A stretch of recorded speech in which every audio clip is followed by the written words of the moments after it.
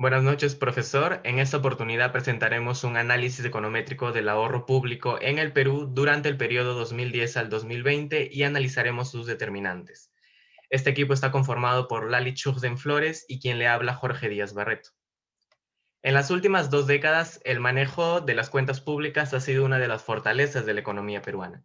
Según datos del Banco Central de Reserva, el final de la década de los 80 se caracterizó por presentar un déficit fiscal constante equivalente al 8,6% del PBI.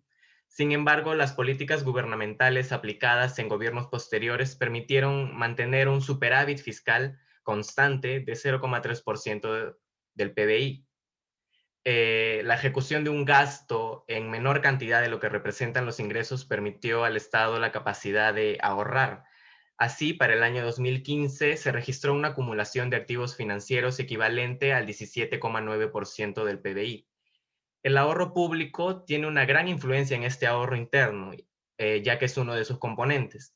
Y esta relación se puede ver reflejada en el proceso de desaceleración iniciado en el año 2014, ya que el ahorro interno disminuyó considerablemente causado por una caída del ahorro público. De la misma manera, en el año 2015 se vio una caída de la inversión pública, que fue causada por una caída del ahorro interno y esta a su vez por una caída en el ahorro público.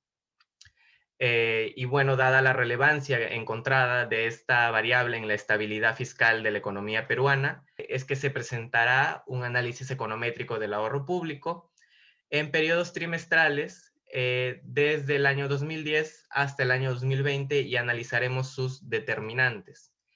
El presente trabajo tiene dos objetivos. El primero es determinar si el ahorro privado, la variación porcentual del PBI, la inflación y la deuda pública influyen en el comportamiento del ahorro público. Y como segundo objetivo tenemos a verificar si el modelo de regresión lineal presenta incumplimiento de algún supuesto, más específicamente si presenta inestabilidad paramétrica.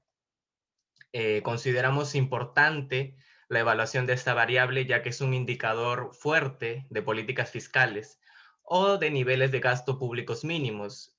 También destacamos la importancia de esta variable en el proceso económico y también, dado que es una variable de financiamiento, consideramos que es importante estudiarla para periodos de contingencia sanitaria como el que estamos viviendo actualmente.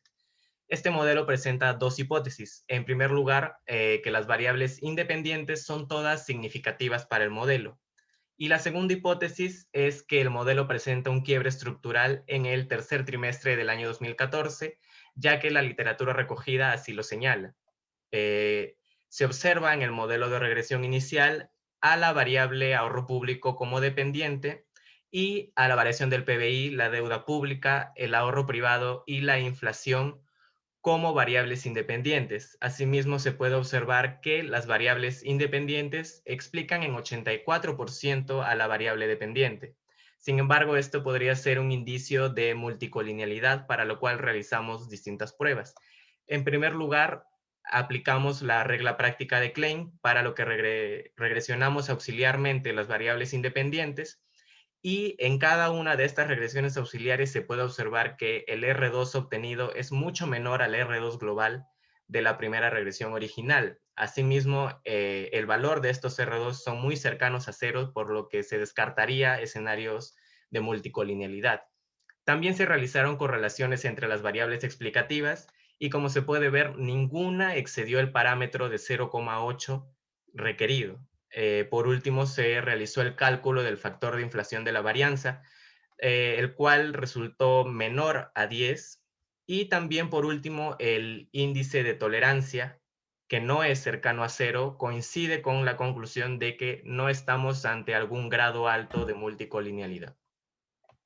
En cuanto a la estabilidad paramétrica del modelo, revisamos el quiebre estructural propuesto en el tercer trimestre del año 2014. Para esto, en primer lugar, revisamos el gráfico de residuos recursivos en Stata y vimos que existe un pico que sobresale de las bandas de confianza en el tercer trimestre del 2014, por lo cual, para hacer la revisión de este, efectuamos las pruebas QSUM y QSUM cuadrado.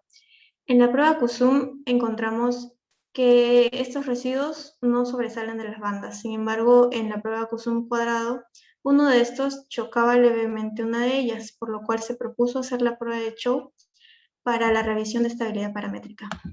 La prueba de Chow la realizamos en Stata manualmente y encontramos que el F calculado era menor al F crítico, con lo cual se acepta la hipótesis nula que el modelo tiene estabilidad paramétrica. Y con esto decimos que no existe un quiebre como lo habíamos propuesto al principio. Seguimos con la especificación del modelo para revisar si existen variables omitidas, ya que esto puede afectar a la capacidad explicativa que nosotros hemos propuesto en cuanto al ahorro público. Para esto realizamos la prueba RECIT de Ramsey en Stata y encontramos que la probabilidad de F era de 0.41, mayor al 0.05 propuesto para aceptar la hipótesis nula de que el modelo no tiene variables omitidas, por lo cual no necesitamos hacer ninguna corrección. Seguimos con las pruebas de heterocedasticidad y para esto planteamos dos. Las realizamos tanto en IBIUS como en Stata. En primer lugar, la prueba de White. En cuanto a los resultados, encontramos que la probabilidad del chi cuadrado era de 0.57, mayor al 0.05 requerido para aceptar la hipótesis nula que el modelo presenta varianzas homocedásticas. En segundo lugar, en cuanto a la prueba de Breuch, Pagan y Godfrey, encontramos que la probabilidad del chi cuadrado era de 0.69, una vez más, mayor al 0.05 requerido para aceptar la homocedasticidad en nuestro modelo, por lo cual tampoco tuvimos que realizar alguna corrección por heterocedasticidad. Por último, revisamos el correlograma de residuos en IBIUS y encontramos que tanto en la autocorrelación como en la correlación parcial, ninguno de los valores sobresalía de las bandas de confianza propuestas, por lo cual no necesitamos hacer ninguna corrección por procesos AR, MA o ARMA.